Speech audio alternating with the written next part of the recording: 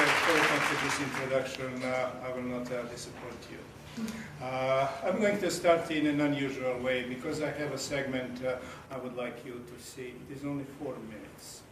And it really is not directly related with what I'm going to talk about. But I think it will show you very vividly, in 4 minutes only, how fast and how much the world has changed in the past 2 centuries, and how this change has accelerated in the past couple of decades. You will see there there is an explanation, but you will see it is based on the lifespan, which is an indicator not only of health but of standard and generally development of the countries. And you will see how countries go very fast and how the relation of one country to the others changes very fast. First, an axis for health, life expectancy, from 25 years to 75 years. And down here, an axis for wealth, income per person, $400,000, $4,000, and $40,000. So down here is poor and sick, and up here is rich and healthy. Now, I'm going to show you the world 200 years ago, in 1810. Here come all the countries. Europe brown, Asia red, Middle East green, Africa south of Sahara blue, and the Americas yellow. And the size of the country bubbles show the size of the population. And in 1810, it was pretty crowded down there, wasn't it? All countries were sick and poor. Life expectancy were below 40 in all countries. And only the UK and the Netherlands were slightly better off, but not much. And now, why start the world? The Industrial Revolution makes countries in Europe and elsewhere move away from the rest. But the colonized countries in Asia and Africa, they are stuck down there. And eventually, the Western countries get healthier and healthier.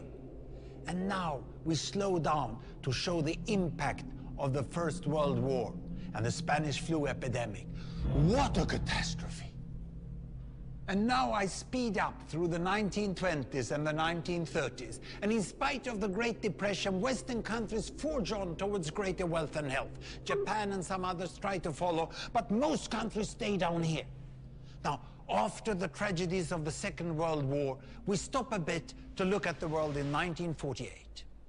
1948 was a great year. The war was over, Sweden topped the medal table at the Winter Olympics, and I was born. But the differences between the countries of the world was wider than ever. United States was in the front, Japan was catching up. Brazil was way behind, Iran was getting a little richer from oil, but still had short lives. And the Asian giants, China, India, Pakistan, Bangladesh, and Indonesia, they were still poor and sick down here. But look what is about to happen. Here we go again. In my lifetime, former colonies gained independence, and then finally they started to get healthier and healthier and healthier. And in the 1970s, then countries in Asia and Latin America started to catch up with the Western countries. They became the emerging economies. Some in Africa follows. Some Africans were stuck in civil war and others hit by HIV. And now we can see the world today in the most up-to-date statistics. Most people today live in the middle, but there are huge differences at the same time between the best of countries and the worst of countries. And there are also huge inequalities within countries. These bubbles show country averages, but I can split them. Take China, I can split it into provinces. There goes Shanghai. It has the same wealth and health as Italy today. And there is the poor inland province Guizhou. It is like Pakistan. And if I split it further, the rural parts are like Ghana in Africa. And yet, despite the enormous disparities today, we have seen 200 years of remarkable progress. That huge historical gap between the West and the rest is now closing.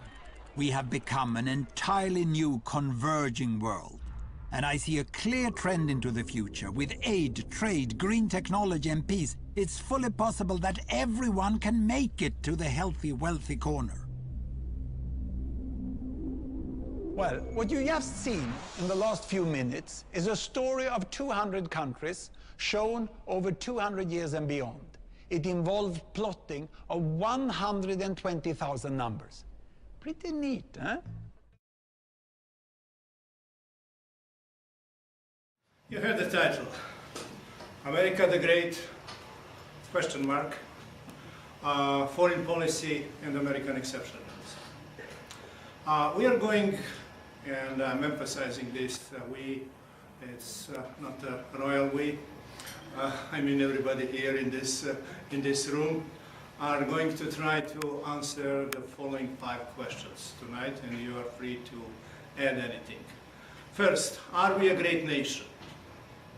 If so, what makes us great? Third, are we at the center of the world? 4, how do others see us? And last but not least, are there other great nations? I'm not going to answer any of these questions. What we need here for a discussion, which I hope will follow, are facts and analysis and not judgments. Let me quote a professor of mine. He said, the goal of education is to confuse. And if you think a little bit about it, I hope you will agree, because what he meant is the goal of education is to shatter standard stereotypes and myths, to make students think about everything they learn, open their mind and continuously question not only new information, but also establish truths. So let me start now with American exceptionalism. And American exceptionalism has deep, deep roots. First, let me give you a quote, or rather, John Winthrop's sermon, A Model of Christian Charity.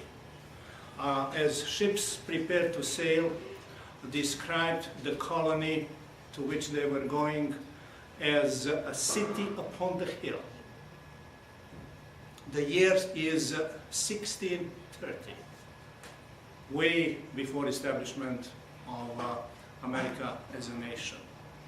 Colonists believed that they were chosen and that God provided them with new land.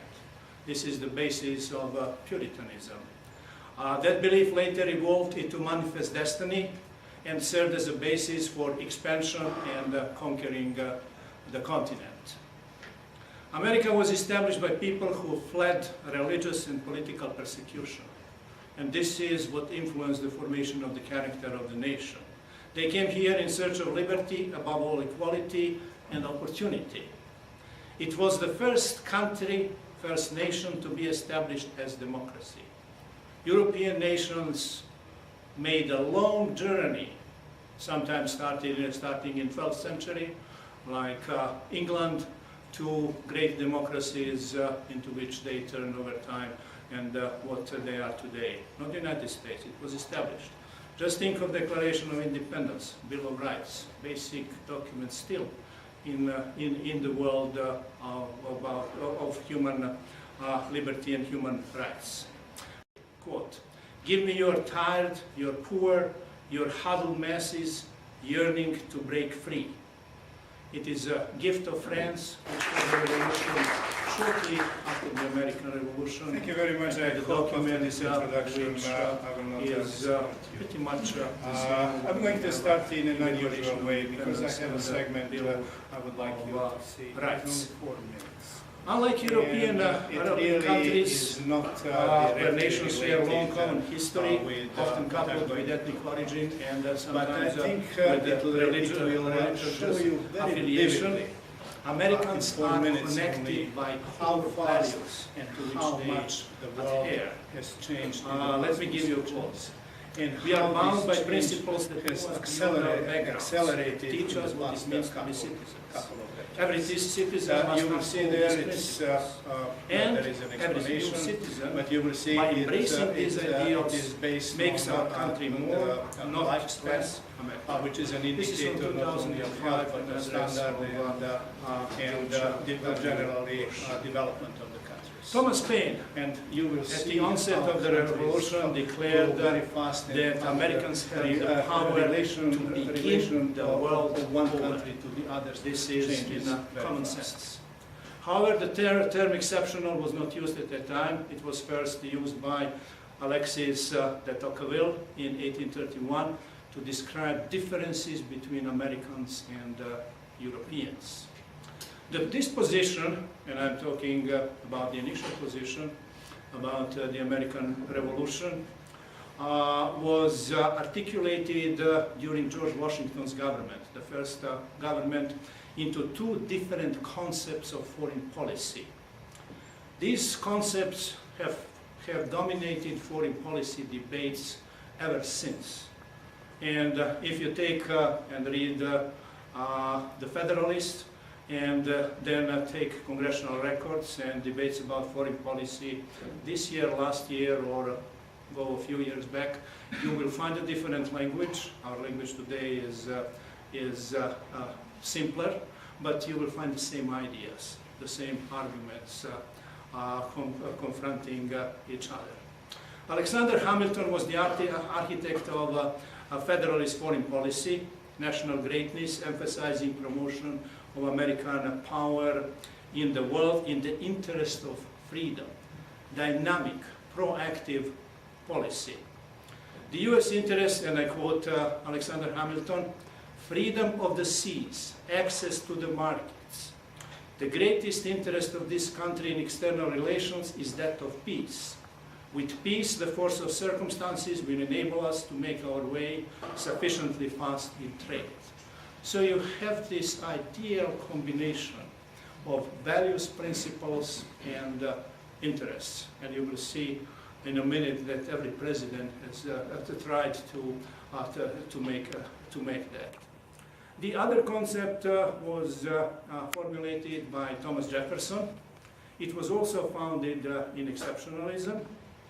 For him, America was, quote, the last best hope of mankind, barrier against the returns of ignorance and barbarism. However, Jefferson, while promoting trade with other nations, advocated non-involvement in political relations and even diplomatic relations as much as possible, as low as possible. Let me give you a quote again, Jefferson. Our first and fundamental maxim should be never to entangle ourselves in the broils of Europe. He believed that America should serve as an example for other nations, but not help or promote democracy in other countries. Quote again, the presumption of dictating to an independent nation the form of its government is so arrogant, so atrocious. You see two concepts directly in conflict. The Jeffersonian approach to foreign policy prevailed till the end of 19th century, till the Spanish-American War. But let me say just briefly about developments after the Civil War. The Civil War created a unified and economically integrated system, and it was complemented by abundant natural resources, arable land, skillful labor, and capital flowing in from Europe. So the United States became the world's most prosperous nation and industrial power before the end of 19th century. Still, it was not involved very much with the world. It was not dependent either on imports or exports. It had a large internal market, and it was able to feed its own people and to provide pretty much everything the country needed. Unlike Great Britain, which undergoing industrial revolution had to develop a colonial empire to get the raw materials, the food, and to create a market for mass production, which industrial revolution made possible. Just a few numbers. Population in 1776 was 2.5 million. Can you imagine that? In 1860, it was 33 million. Only 40 years later, at the beginning of 20th century, it reached 100 million people. Well, this is not the result of natality. This is the influx of surplus labor and population from European countries, mostly Great Britain, but other countries as well.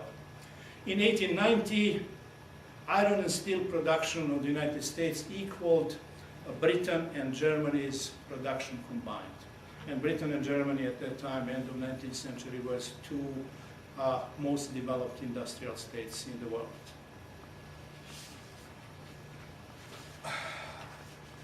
The Spanish-American War broke isolationism for a short while, and it caused a big debate about the future of America, because one group believed that America should develop into an empire, follow the path of Great Britain and France, and the other was adopted Jeffersonian position and believed that that would require a totally different foreign policy and adoption of position which would corrupt the democracy in the country itself.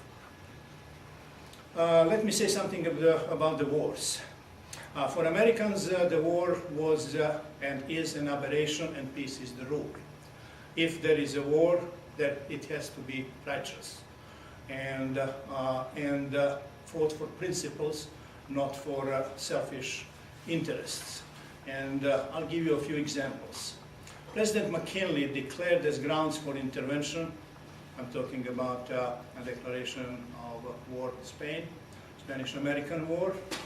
First, cause of humanity. Second, we owe it to our citizens in Cuba. Third, serious injury to the commerce, trade, and business of our people. And fourth, constant menace to our peace. You see here that combination and fine balance between values, principles on one side and interests on the other. When President Wilson got America involved in the Great War, he was pursuing the Hamiltonian concept of promotion of national greatness by defending democracy and freedom in the world. Thomas Paine, the revolution again. Americans are people with global destiny in the country. They have values which are valid in the entire world, and they promote them that way. President Wilson transformed the Great War, as the First World War was called at the time, into a struggle of democracy versus tyranny. This was the first time. Wars were extension of diplomacy in Europe, and so many wars were fought before that, and alliances changed, and countries switched the alliances. He made it into something different. He inserted values and principles into that war. And with his 4 points, he determined the future of Europe after the First World War. One of the 4 principles was self-determination of nations. He believed that oppression of ethnic groups within large empires, and Europe consisted of empires at the time, is one of major causes of the war. So what happened?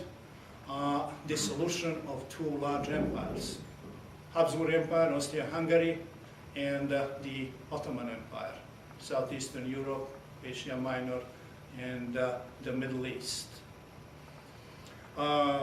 President Wilson was the first one to participate in a conference and be away out of the country for a longer period of time, outside the Western Hemisphere actually, the first one.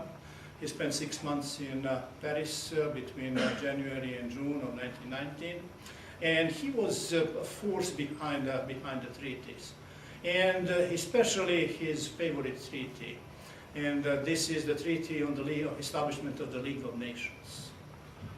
League of Nations is predecessor of the United Nations. So when you today hear the criticism of the United Nations and that we have nothing to do. It's now not, our place is not in the United Nations. Just remember that it was the brainchild of Woodrow Wilson. The hemisphere is the new world. It was declared so by President Monroe in 1823.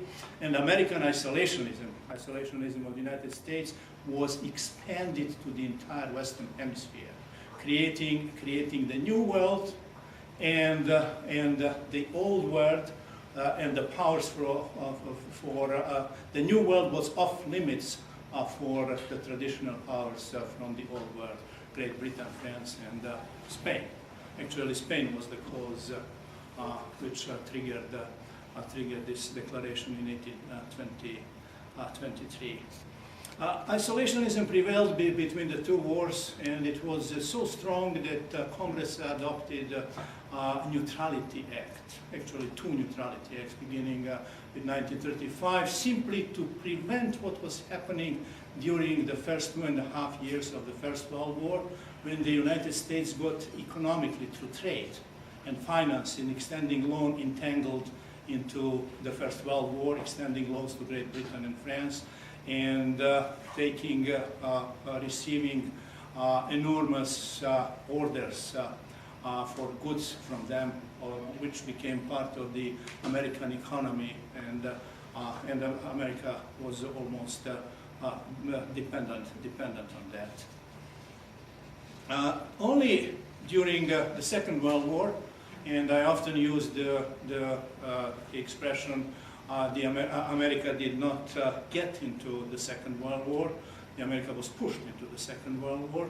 Isolationism was so strong that FDR, who recognized the danger Hitler presents to not only Europe but to the world, sometime in 1934, according to the documents, was not able to change that attitude of the public. He once mentioned something in 1937, but this balloon was shot down immediately.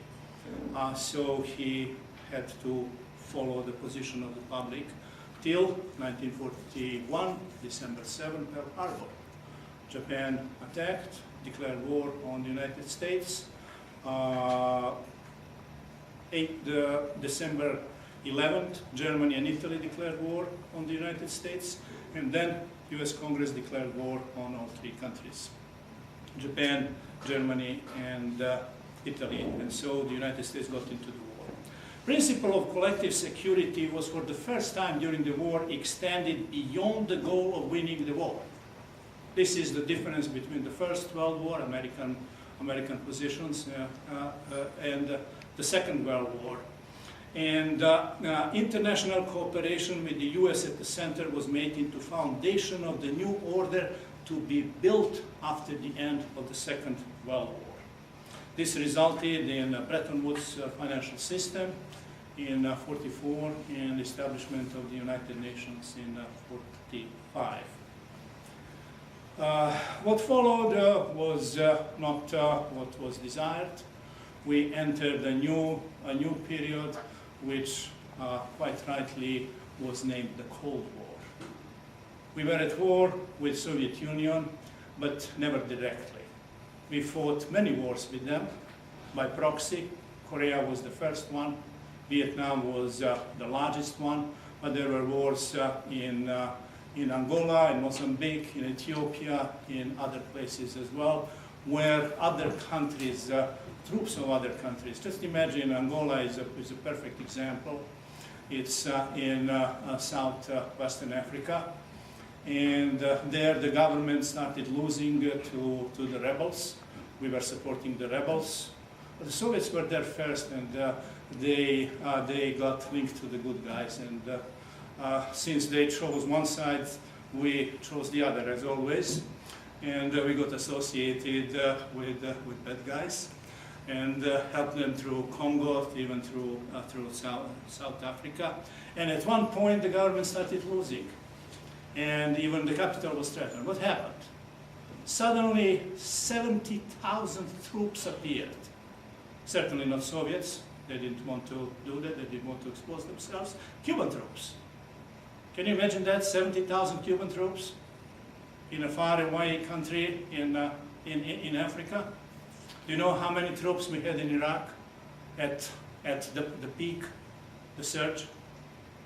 157. And we found this to be unbearable. We could not sustain that. And Cuba had 70,000 troops in Angola. Of course, those were Cubans, but everything else was Soviet. Uniform, their armament, and of course they were paid by the Soviets. Soviets were fighting with us for control of the whole world. Africa was just one of the places. So let me say something about the end of the Cold War. After that, United States, this was the end of the bipolar system of two superpowers and their blocs in collision, and the United States remained the only superpower in the world. However, the world changed. A process we call globalization began. Globalization was not possible during the Cold War because the world was divided, and especially Europe was divided. There was European community on one side as an economic association of Western countries to preserve democracy and to defend against Soviet Union, an organization formed by Soviet Union, mirror image. But they did not conquer, they did not trade. There were very little trade. It was even difficult to cross that line in the middle of Europe, which Churchill named the Iron Curtain way back in 1946. So this all disappeared, and the world became sort of unipolar, multipolar. Europe is undivided and whole. NATO expanded from 16 members to 28 now, incorporating or adopting the post-communist societies, former members of Warsaw Pact and allies of Soviet Union. European Union or European Community was transformed into European Union, a new entity with political and security and foreign policy goals. And it has 27 members now, practically covers Europe if we exclude an area in the Balkans where the countries are either candidate or on the way to become, and of course Russia, Ukraine, and Belarus in the east. During the Cold War there was just one threat, nuclear holocaust. And your parents maybe know, but your grandparents for sure know that when they went to elementary school, secondary school, they had tests occasionally. A siren would sound, and they will dive under the desk. It was a nuclear attack of Soviet Union. And the Midwest is still dotted with fallout shelters, dug deep underground, where people in the 50s and the 60s and the 70s kept supplies for at least several weeks, but some of them 6 or even 8 months, and water and the systems for filtration of the air, so they can survive a nuclear attack of Soviet Union. Well, don't even think about that. You grew up in a different world, and you may have not heard about it. But this one threat was replaced by many threats, which did not exist, which are sort of byproduct of the new world, and in particular globalization. And these are international terrorism, proliferation of weapons of mass destruction. Do we fear atomic weapons in the hands of Iran? Not really. But what can they do? They can create havoc in the region, and we would have to get involved whether we want that or not. And the most dangerous thing coming from either Iran or North Korea is that the nuclear material could be passed to terrorists and to be used in what is called a dirty bomb, which is very destructive, but it is not the danger of the destruction. The danger is the fallout and making an area maybe 100 miles in diameter uninhabitable for 50, 100, or 150 years. This is the real danger. Trafficking in arms, drugs, human beings, these are all new things, and they are global. And they can be handled only globally through cooperation of most countries, because most countries are facing the same threats. Take international terrorism, take terrorists. We have nuclear arsenal second to none. Russia is there, we keep the balance through treaties with them.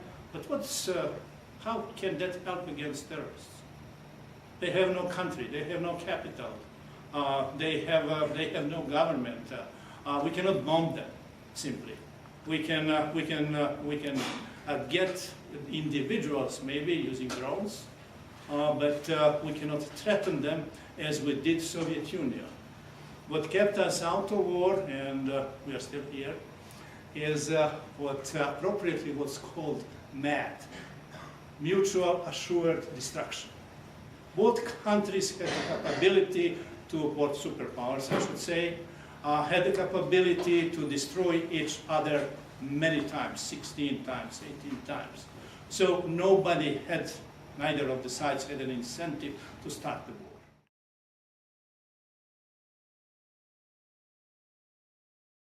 There is no such thing with the terrorists. They're here and there. Sometimes they are in Italy or in Spain and in Germany. Less and less because the governments cooperate now. The intelligence services exchange information. So the number of these who are either sleeper terrorists or work for them is now smaller than it was 10 years ago. But still, without cooperation, this cannot be handled. U.S. foreign policy has become more complex. We are the only superpower, but it is more difficult for us to solve the problems. Why?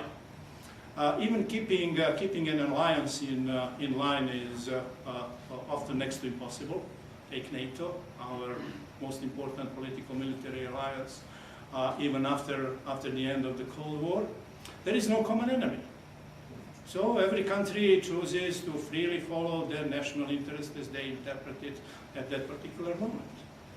If we had, like during the Cold War, a common enemy, everybody would huddle and follow the leader.